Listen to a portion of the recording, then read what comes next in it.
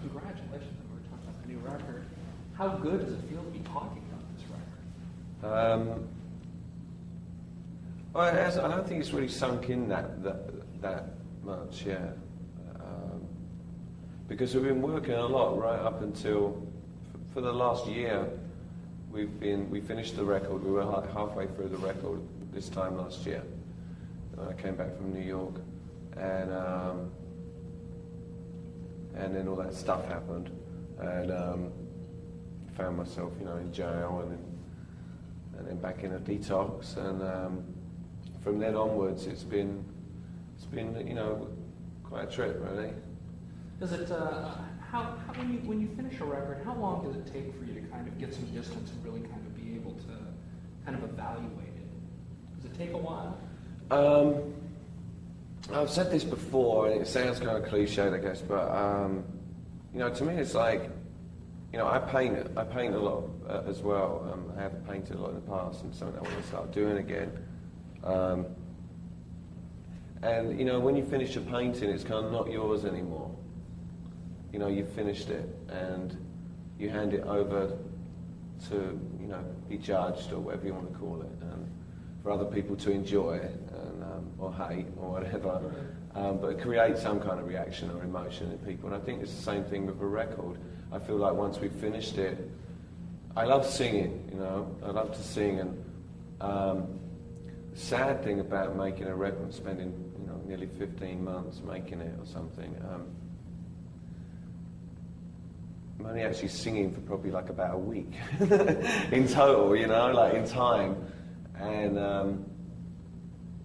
I guess that's something I miss about touring, because I feel like I'm more naturally a sort of singer. I like to entertain, and that's what I get off on. And the rest of the process, this kind of stuff even, I find a little bit awkward talking about it, because it's kind of done. It's done, there it is, and I feel uncomfortable then trying to kind of make people want to like it, but that's the nature of the beast, really, the music business, There's a lot of competition. And it's not about talking about it, it's about doing it, so it's like... Mm-hmm. Well, and that's what I mean, we've done it. Right. It's done, it's finished, and, it speaks for itself, and you either like it or you don't. How closely I've heard some of the other, Martin and some of the other guys talk about that this kind of sort of parallels the journey that you guys were on since the end of the last tour. Is that accurate? I mean, is this kind of a document? Well, I don't know, I wouldn't say that. I mean, the album primarily sort of talks about, I think musically as well as lyrically, destiny and your own destiny, and how we all try and steer it in a way that we feel is right. Quick fixes everywhere, and whether it's sex, food, drugs, whatever, or rollerblading, and we do things to extreme, and you kind of miss everything on the way if you're not careful. And I think destiny is pretty much set out for you anyway. I really believe that, and I think Martin believes that too. And being in the same band for 17 years, with the same group of people, you pretty much, even though personally and individually the way you deal with life might be different, we've actually experienced a lot of the same things, and the same kind of highs and the same kind of lows, because we've spent a lot of time together over the 17 years. So I think that's the only relation between the way Martin writes and I sing. It's kind of like I wear Martin's feelings on my sleeve, and they fit, A little bit about what's the secret to getting along with people and being so productive over such a long period of time? Most marriages don't last that long. Most relationships don't last that long. Basically not trying to fight the process of the fact that you don't get on, most of the time. I mean, it's like a family relationship, a very dysfunctional family. And when one person in that family kind of goes off the rails a bit, the whole thing shakes around for a long time. And it's like one of those little mobiles you see, in recovery places, when someone's sitting there like me, I'd sort of jump around a bit and the whole thing goes all over the place. And I think that's what Depeche Mode has been like for its whole existence, really. But I think that's kind of what makes it work. Because if it all runs too smoothly, I think it's hard to... I'm not saying that you have to go to kind of like the depths of hell to produce something that's worthy. But sometimes I think when you're in a place of sadness or pain, coming out of it is the high. And I feel like that when I sing, that I can sing about how I'm really feeling inside with my voice.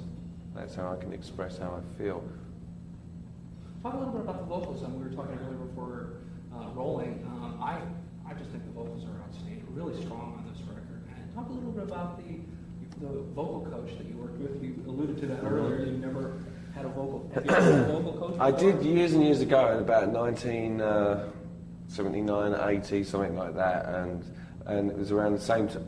I remember it was somewhere in London, and there's this woman called Tana Debrett, and I used to show up for a lesson just after John Lydon had finished, and she was trying to teach him to sing too, and he used to sit in the corner of the room and just sulk. Malcolm McLaren would drop him off, and he would just sulk in the corner, and he wouldn't do a thing, and then Malcolm would come and pick him up, I guess he was bullied into it.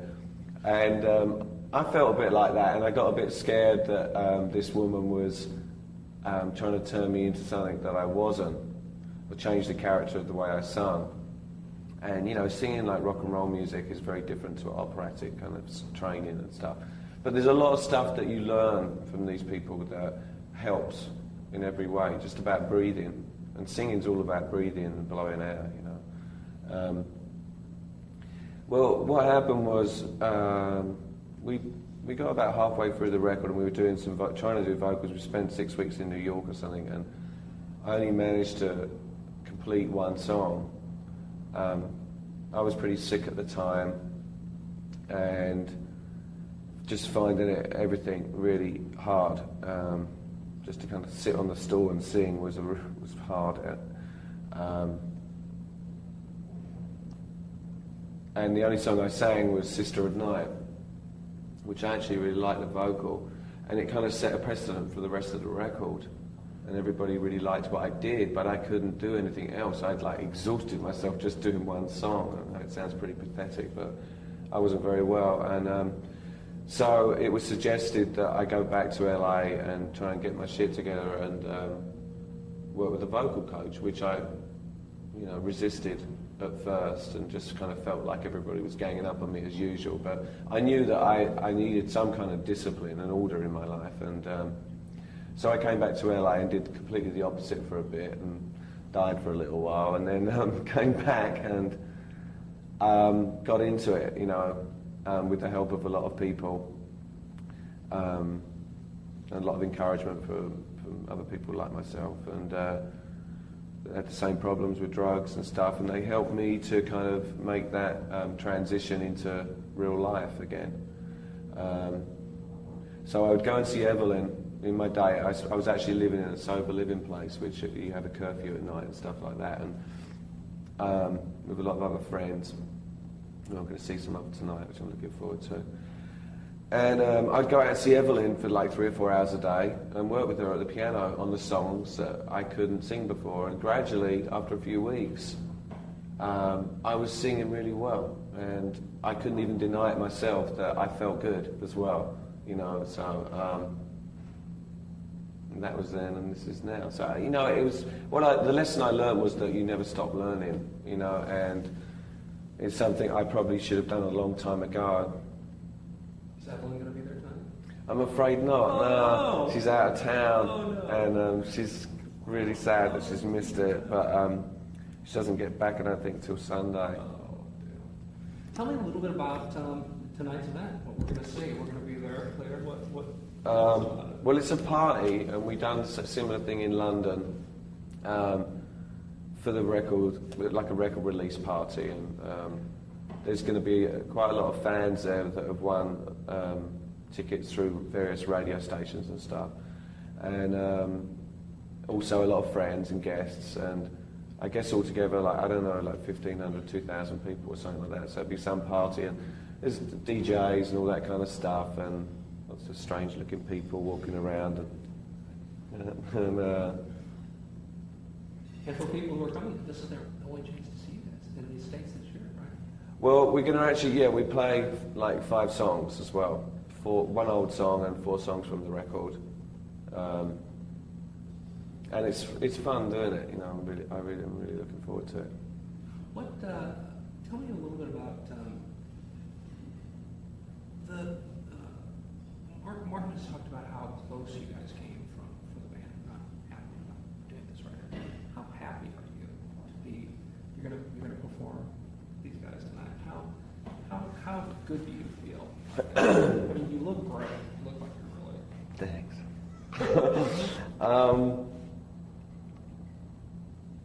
I guess I'm just really, it's not like I've never performed sober before, like, with nothing to drink or a pill or anything or something, I have, but I can't remember the last time I did, and we've done the same thing in London, and I think for me personally, it's like, that's good enough, to walk out and sing and feel really nervous and excited at the same time, and not have to sort of use something to prop myself up with, and just have to go out and kind of, be drawn to the lines, as Mick Jagger would say. And it's okay, it's like, I feel like I'm pretty happy. I'm just really, the thing that I'm most proud of at the moment is that I've managed to work at staying sober, to be honest. And I'm starting to feel so much more alive every day, I get a little bit of David back, and lost it somewhere. And I didn't think that was possible. I honestly didn't, being the sort of egotistic guy that I am, I thought I was different and I could handle it, Read reviews that have said that this record, Martin's even said that this is sonically this is the hardest record you guys have come up with. I don't know what he means by that, really. Hard, maybe he means hard in like the hardest that we managed to finish and make. I'd say it's the most soulful record that we've made. I've got to say, like, when I hear some of the songs, I get kind of goosebumps, A couple of the songs on the record, I think we really kind of hit the spot. How important is it for you that other artists cite the band as an influence and say that may be the reason they got into music? Is that important to you that the band's place in history is acknowledged? I think it's flattering, and I think it's great if people get influenced to make music because they like the music that we make or whatever, or seeing that you don't necessarily have to be the greatest musician in the world to have an idea. There's a lot of technology that you can use now to get your ideas onto a piece of tape. So I think that's nice, and I think we've influenced a lot of people like that. But as far as the kind of playing God thing, it doesn't sit very well. What advice do you give to young musicians who want to get into the business? And what kind of things do you tell them? Just have a good time and don't take it too seriously, and don't take yourself too seriously. It can be really dangerous. What gives you the most satisfaction out of being a musician? being part of something that makes people feel something, makes people think, and makes people have a feeling, emotions. And, I think music can really help you through bad times, and good times as well. And I also think that it's one of the most honest ways to express yourself as a person, you know, as a human being, through music. It's a real kind of gift that's been given. Has the music business changed a lot since the band started? Do you see it? Is it fundamentally the same beast, just different stripes, or is it a different game? I would say it's way more aggressive, yeah, business-wise. I grew up listening to the Clash and the Pistols and the Banshees and the Damned and stuff like that. And when I was a young teenager, and so that kind of attitude was ingrained in me. And it's good while it lasts, but you have to, I guess, one of the most irritating things about making music and being, wanting a lot of people to hear it and trying to get it across to as many people as possible is that you have to play certain games.